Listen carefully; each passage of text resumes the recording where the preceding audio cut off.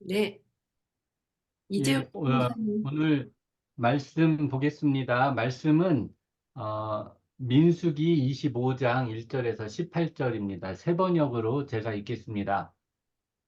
이스라엘이 시딤에 머무는 동안에 백성들이 모압 사람의 딸들과 음행을 하기 시작하였다.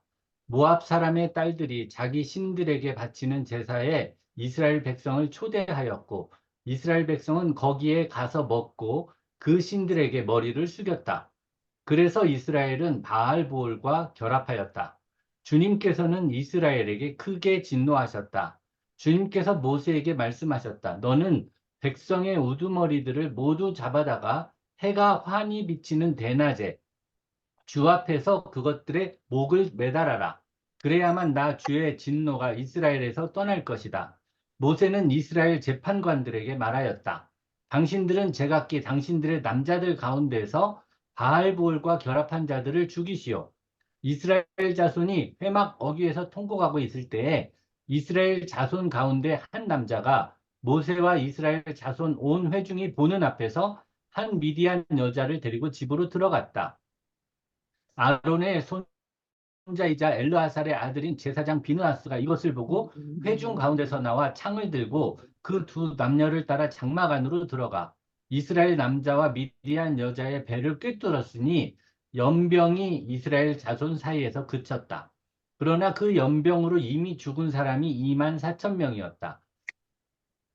주님께서 모세에게 말씀하셨다. 아론의 손자이자 엘르아살의 아들인 제사장 비느하스가 한 일을 보아서 내가 더 이상 이스라엘 자손에게 화를 내지 않겠다.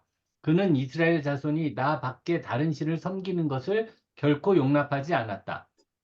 그러므로 나는 이스라엘 자손을 홧김에 멸하는 일을 삼갔다.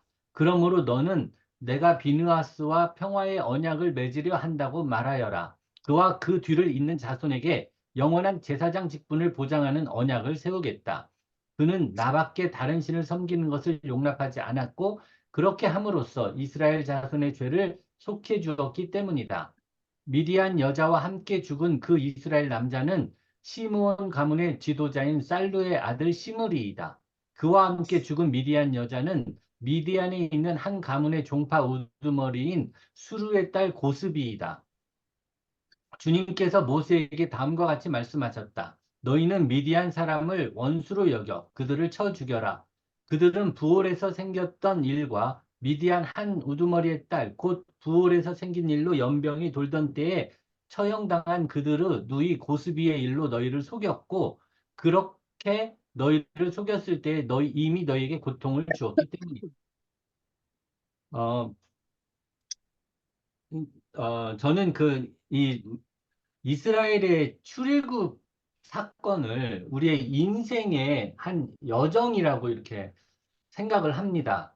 그러면 지금 이 시딤에 머물러 있었을 때는 정말 이제 이스라엘이 온 광야의 그 40년을 다 이렇게 돌고 나서 어, 그 가나안에 막 들어가기 직전입니다. 이제 그런데 그것을 우리 인생에 좀 대입해 보면 우리가 언제 성화가 되느냐, 성화되는 것을 생각할 때, 어, 그, 죽기 직전에 성화된다, 뭐 이런 말씀을 하는 분도 있는데, 정말 이 이스라엘의 예를 보면 죽기 직전에도 우리는 성화되지 못하는 것 같아요.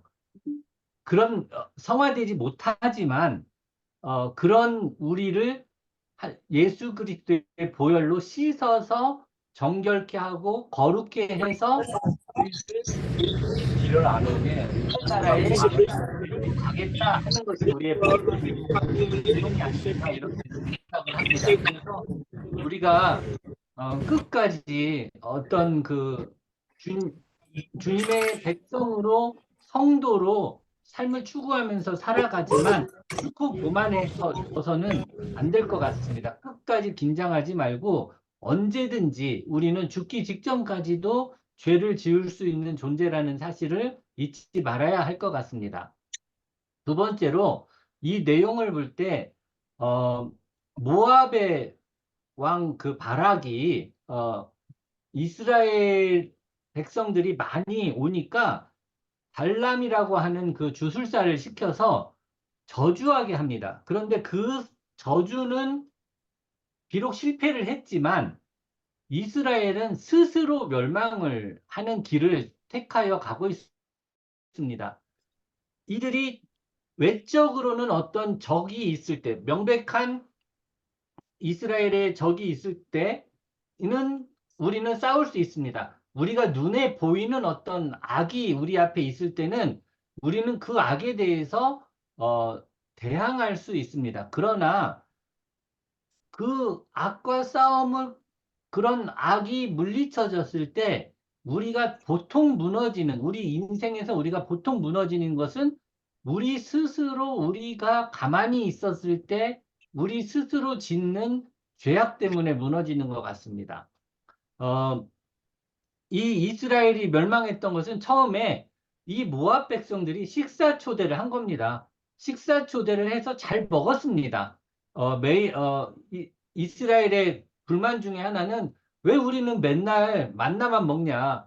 정말 세상에 지금 우리가 살고 있는 우리들에게 하늘에서 내려온 만나를 맛보라고 하면 얼마나 기쁘겠어요? 그러나 그런 만나를 먹는 이스라엘이 우리는 왜 맨날 만나만 먹냐 이렇게 불만을 하고 있었는데 모압 백성들이 식사 초대를 하니까 너무나 좋아서 갔습니다. 그런데 식사 초대를 해서 그들과 이렇게 그 관계를 맺기 시작하니까 이 사람들은 이제 그 모압의 신 그노스 성전에서 그 그노스에게 예배하는 일까지도 이렇게 점점 허락합니다. 그래서 이들 스스로 점점 그 우상을 섬기는 죄를 짓게 됩니다. 또 우리 이 오늘 본문에서 보면 이렇게 범죄한 이스라엘 백성들에게 하나님은 해결책을 제시합니다. 이렇게 범죄했을 때 하나님의 징계, 화를 풀 수 있는 방법을 제시하는데 하나님은 백성의 지도자들을 다 죽이는데 화는 대낮에 그 하나님이 보는 앞에서 백성들이 보는 앞에서 목을 매달으라고 이렇게 명령을 합니다. 그런데 모세는 이게 정확하게 그 말이 그 말인지는 잘 모르겠지만 조금 다르게 행동합니다. 재판장들에게 말을 해서 이스라엘의 남자들 중에 바알불과 접촉한 자를 죽이라고 이렇게 말을 합니다. 왠지 그 하나님의 명령에 조금 다 전부 다 이렇게 순종하지 못한 그런 것 같습니다. 우리가 그 이것도 좀 그 영적인 의미로 좀 해석해 보면 하나님께서는 예수 그리스도라고 하는 유일한 한 방법으로 우리가 구원의 길을 제시를 했는데 가끔은 우리가 선한 일을 해야 된다거나 예배를 드려야 된다거나 기도를 많이 해야 된다거나 성경을 많이 읽어야 된다거나 하는 약간의 그 대체제로 그 하나님께서 제시한 어떤 것을 조금 무시하면서 만족하지 않나, 대리만족하고 있지 않나, 이러한 영적인 위험성도 우리는 좀 생각해 봐야 됩니다.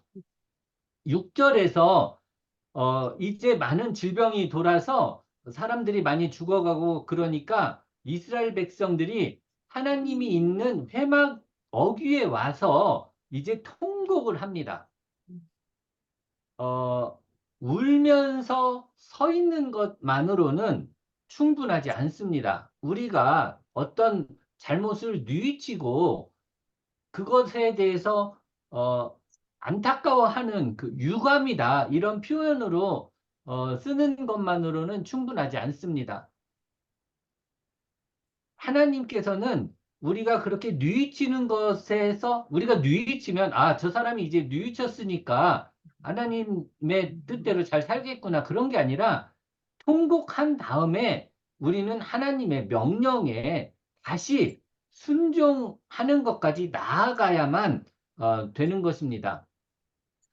그 이번 사건을 보면 마치 그 아론 때 아론 때 그 아론이 금송아지를 만들어서 이것이 너희를 이스라엘에서 이끌어준 어, 하나님이다. 이렇게 말을 했었던 것 같은데 그 비느하스는 그 아론의 손자거든요. 마치 그 대제사장이나 된 사람이 오히려 이스라엘 백성들을 죄악으로 끌고 간 그런 느낌이 없잖아 있는데 이러한 상황에서 그 아론의 손자인 비느하스가 하나님의 마음에 맞는 일을 합니다.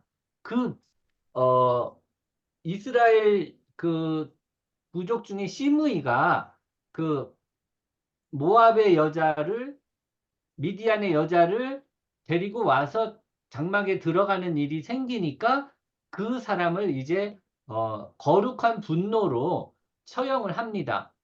그렇게 그 처형한 것이 하나님의 마음을 전달했다고 하나님은 그 칭찬을 하는 겁니다.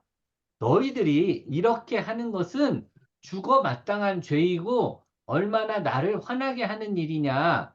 너희들이 그걸 모르지만 비느하스가 그것을 나를 대신해서 보여줬기 때문에 내가 비느하스에게 대제사장직을 그 가문에서 계속하도록 하고 그가 내 뜻을 대신하도록 한다. 이런 언약을 해주는 것입니다. 어, 요즘 우리 이 땅에서 모압 사람들의 딸들, 음식들, 그 성전들 이런 걸로 비교되는 것이 있다면 아마 요즘 세상에서는 어, 이 시대의 최고의 우상은 아마 돈 이런 것들이 아닌가 생각을 합니다. 우리 기독교인들은 대부분 다른 문제에서 다른 종교라든지 구원을 받는 다른 방법이라든지 이런 거에서 어, 타협하지 않습니다. 우리가 하나님의 뜻을 잘 지키는 모습을 보여줄 수 있습니다. 그러나 어느 우리가 보면 돈 문제 이런 문제가 생겼을 때 우리 크리스찬도 우리 목회자들도 선교사들도 이런 지도자들도 이런 이런 문제에 대해서는 마치 이스라엘이 모압 사람의 딸들과 음행을 하는 것처럼 연약하게 무너질 때가 너무나 많습니다. 그래서 이런 것들을 좀 우리 일상생활에 좀 적응해 보면 우리의 신앙을 지키기 위해서 타협하지 말아야 되는 부분이 어느 부분인지 우리가 날마다 생각을 해야 될 것 같습니다. 우리는 그 어느 부분은 내가 잘했기 때문에 그것으로 하나님의 뜻을 완전히 행했어. 이렇게 안심할 게 아니라 우리의 매일매일의 삶 가운데서 주님께서 먹든지 마시든지 주님의 영광을 위하여 하라. 이렇게 말씀도 하신 것처럼 아주 세세한 한 가지 한 가지 일이 이게 주님의 영광을 위하는 일인지 좀 고민하면서 살아야 될 것 같습니다. 저희도 아내와 함께 매일 아침에 일어나서 이 기도를 쉬지 않고 하지만 저녁에 되어서 돌아봤을 때 보면 수없이 망각하고 하나님께 이 순간이 하나님께서 원하시는 순간이냐고 물어보고 결정해야 되는데 그것을 망각하고 무시하고 결정하고 살았던 시간들이 얼마나 많은지 모릅니다. 그래서 조금 예를 들어서 오늘은 24시간 중에 자는 시간 빼고 한 3시간을 하나님의 뜻을 좀 고민했다면 내일은 3시간 30분이라도 하나님의 뜻대로 살려고 고민하는 그런 모습으로 우리가 한 걸음 한 걸음 가나안 땅으로 들어가는 준비를 이 땅에서 했으면 좋겠습니다. 감사합니다.